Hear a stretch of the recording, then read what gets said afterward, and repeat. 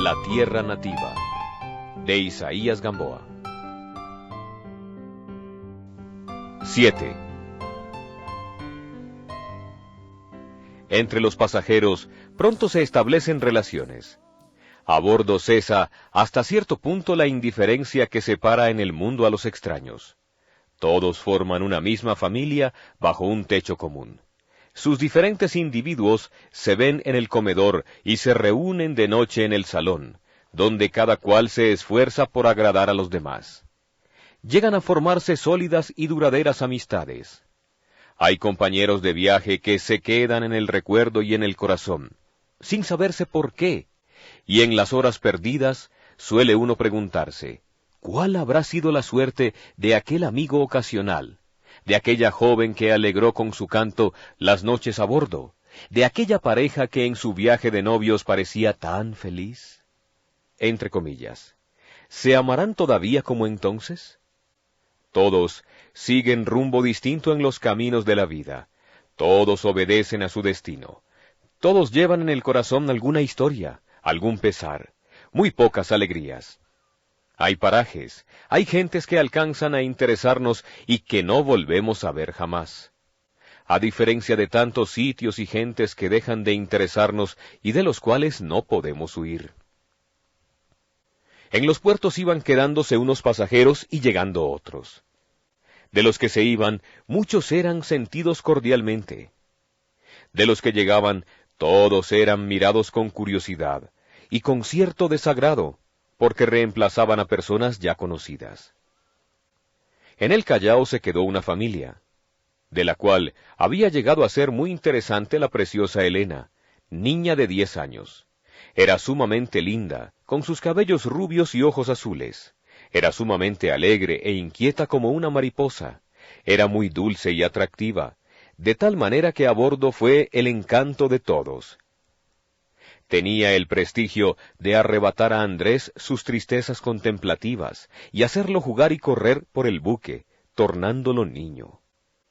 Era una persona familiar, como una hermanita de los jóvenes, como una hija de los viejos. Cuando se fue, aquella divina criatura recogió toda su alegría y se la llevó porque era suya. Desde el bote en que se alejaba, iba haciendo señas con el pañuelo a sus amigos que se quedaban a bordo. Su faz de rosa a todos sonreía, y todos retornaban sus adioses, hasta el yanqui alto y serio que parecía incapaz de sentir. He aquí cómo una niña de 10 años había encantado a tantos corazones. Simpatía de las criaturas inteligentes, dulces y bellas. Dichosos los hogares en que nacen. Después, muchas veces, en horas melancólicas, Andrés extrañaba los juegos infantiles de la pequeña Elena, y en las divagaciones del pensamiento, engolfábase, a propósito de ella, en los caprichos de la suerte. ¿Quién irá a hacerla feliz si no la comprende? ¿Está destinada a ser la dicha o la desgracia de alguien? ¿La tristeza de la vida le arrebatará su contento? Sombrío, fatalista, se preocupaba por el porvenir de esa niña inocente que había dejado de ser, entre comillas, una extraña para, entre comillas, un poeta. Nuevos pasajeros recibió el vapor en el Callao.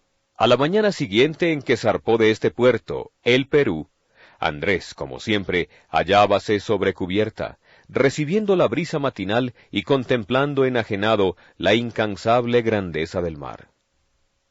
A pocos pasos de él, reclinada en la barandilla, con aire distraído o indiferente, vio a una joven alta, delgada, de vestido claro, ceñido el talle por un cinturón rojo.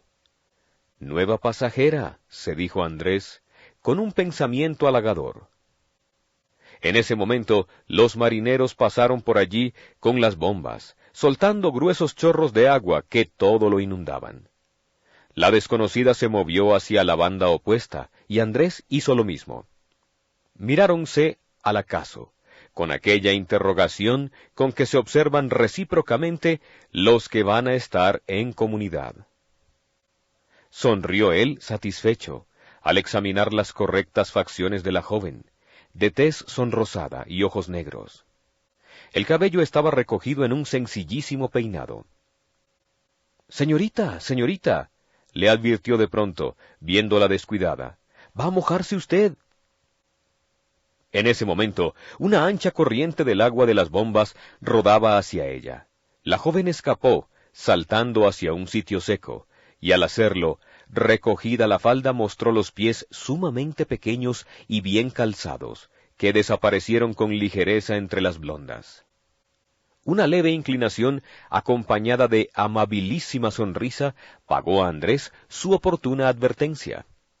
La boca de la joven, al sonreír, mostró el blanco y rojo de la bandera del Perú. «Caballero, señorita, pasen ustedes a la otra banda, que ya no serán molestados», díjoles un marinero, en tanto que desviaba la ducha cuya violencia producía secas detonaciones.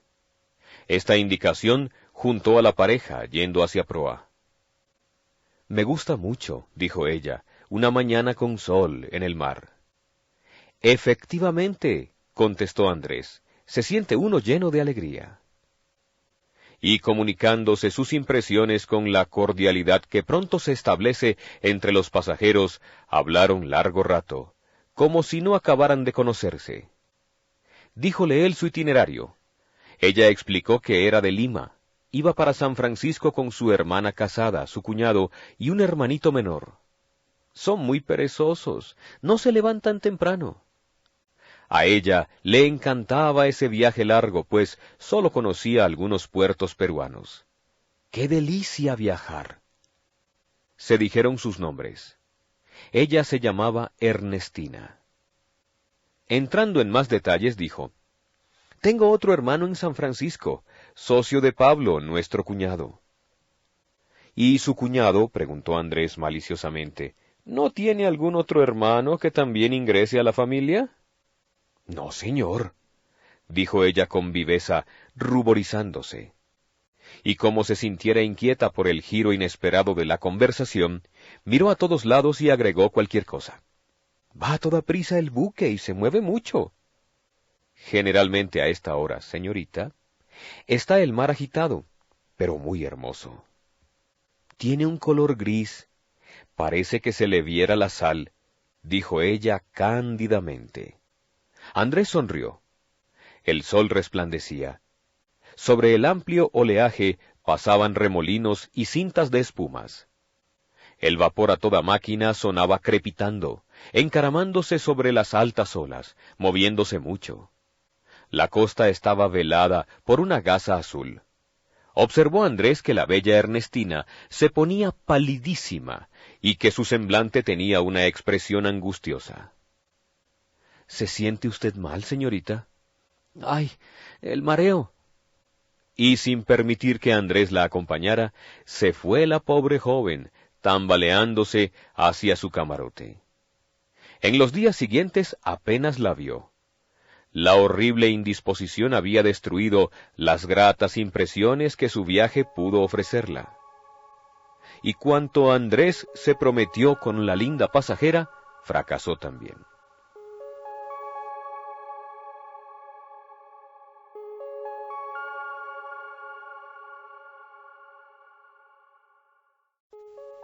8. Era la víspera de la llegada. En Guayaquil había dejado Andrés el vapor Perú y tomado pasaje en uno de los barcos que hacen la travesía entre ese puerto y el de Buenaventura, donde debía desembarcar el peregrino que 10 años antes allí mismo había hecho rumbo al acaso. «Mañana», pensaba Andrés, «volveré a pisar la tierra colombiana, por la que he suspirado tanto tiempo, sin que un solo día haya dejado de pensar en volver. Mañana». Pero por un fenómeno extraño que aprieta la garganta y humedece los ojos cuando ya se ve cerca lo que más se ha deseado, el joven hallábase invadido por una emoción semejante a la pena, porque hasta la alegría se parece al dolor. Llovía. Era una tarde oscura, monótona, triste. Desde temprano las nubes habían ido agrupándose hasta formar sobre el océano una especie de techo bajo y plomizo. sin luz, por debajo del cual corría el oleaje bramando sordamente. A la proximidad de la tormenta, las aves marinas pasaron con presurosos aleteos y chillidos de espanto. Zumbaba el viento entre las jarcias. Se cerró el horizonte y la lluvia se desencadenó con violencia. Desde la puerta de su camarote miraba Andrés el océano, que se movía pesadamente en dilatadas ondulaciones llenas de amenazas. Las gotas de la lluvia, como si fueran pequeños cuerpos sólidos, agujereaban al caer la tersa superficie de las aguas, levantando chispas brillantes y sonoras, que al saltar en 1000 puntos parecían estrellas de plata que se apagaran en el mar. El chasquido del aguacero, el chirriar y quejarse de la arboladura azotada por el viento, el ruido sordo de la máquina, las voces de los marineros, todo formaba una orquestación solemne y triste. Iba pasando el buque por entre la niebla y de momento en momento lanzaba pitazos prolongados, agudos, como gritos de angustia. Algo de siniestro había en ellos. La oscuridad de la tarde anticipaba la noche. Y Andrés, que había soñado divisar desde ese día las costas de la patria, contemplaba adustamente la niebla enemiga, que si el sol la rompiera, dejaría destacarse contra el cielo los contornos azules de las cordilleras del Cauca. La lluvia era continua y la oscuridad se hacía más densa. Sólo el viento, como cansado de rugir, disminuía sus ímpetus, gimiendo en los cordajes y metiéndose por las tuberías. Sonó la campana del comedor, y Andrés dejó el sitio donde cruzado de brazos había permanecido horas enteras. Esa noche, la última de la navegación, estuvo en su camarote arreglando el equipaje, pues sabía que al día siguiente muy temprano fondeaba el vapor en Buenaventura. Quería tener todo listo para no perder un momento en la mañana feliz, tanto tiempo esperada. Crujía el maderamen del barco a los vaivenes de una marcha lenta entre la oscuridad. Andrés asomó la cabeza por la portezuela del camarote para observar la noche. Estaba negra, la lluvia persistía débilmente, el viento se había cambiado en brisa quejumbrosa. Las luces del barco alumbraban entre la sombra penachos de olas, como si estuviesen pasando fantasmas. Ninguna voz humana se sentía. El inquieto pasajero aseguró la puerta con el gancho que la deja sujeta, y se tendió en la estrecha camilla sin desvestirse. De espaldas, con los ojos abiertos y fijos, ni él mismo habría podido saber en qué pensaba. Era la inconsciencia de la meditación. De tiempo en tiempo le distraía el sordo retumbo del mar. El mar amigo, que lo había llevado a todas partes y que ya lo restituía al puerto de donde lo tomó. Este pensamiento vino a fijarse con claridad entre lo vago de sus reflexiones. El mar amigo. Y a su arrullo, Andrés cerró los ojos como un niño mecido por brazos amantes al compás de una dulce canción. Era alta noche cuando se despertó de improviso. Había dejado encendida la luz. Sentía calor. Se incorporó sobre la blanca sábana y sentado como un sonámbulo al borde del lecho, permaneció enervado por extrema fatiga, por un cansancio de todo su ser. Afuera, los rumores de las noches marinas, pero ya no se percibía el caer de la lluvia. Abrigado prudentemente, Andrés salió. Una ráfaga de aire fresco le azotó la cara, devolviéndole el vigor y la conciencia que el sueño había debilitado. No llovía ya. La noche estaba oscurísima, negra. Andrés, apoyadas las manos en la banda, percibía abajo la corriente impetuosa de las aguas que murmuraban sordamente o se rompían coléricas contra el casco del buque. Inclinado hacia ese fondo oscuro y rugiente, sentía la fascinación del abismo. Creía oír voces amenazadoras, como en una disputa de monstruos oceánicos, y las olas confusas y rápidas entrevistas apenas en la sombra, eran semejantes a dorsos encorvados y a cabezas enormes, y las rayas súbitas que aún en lo oscuro atraviesan las ondas parecían filos de puñales y miradas de ira. Un drama en un antro. «El mar», murmuró Andrés, «el mar poderoso y soberbio». Todo era sombrío en derredor.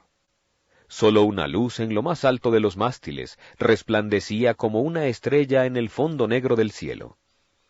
Entonces tuvo la impresión de que era el único ser viviente a bordo, el único pasajero, que iba solo en un buque fantástico, a un viaje sin destino, sin rumbo a través de la noche pavorosa. Y sintió anhelos de gritar, un grito superior a la voz humana, que resonara entre la oscuridad como una imploración de socorro, a alguien que estuviera muy lejos, muy alto, un grito que se dilatara en ecos, dominando el rugir del océano. ¿Quién oiría ese grito? Este pensamiento de locura lo atrajo hacia la realidad. Ya estaban cerca los seres queridos que calmarían con su afecto las tormentas de su alma. Ya no estaba solo, ya iba a ser feliz.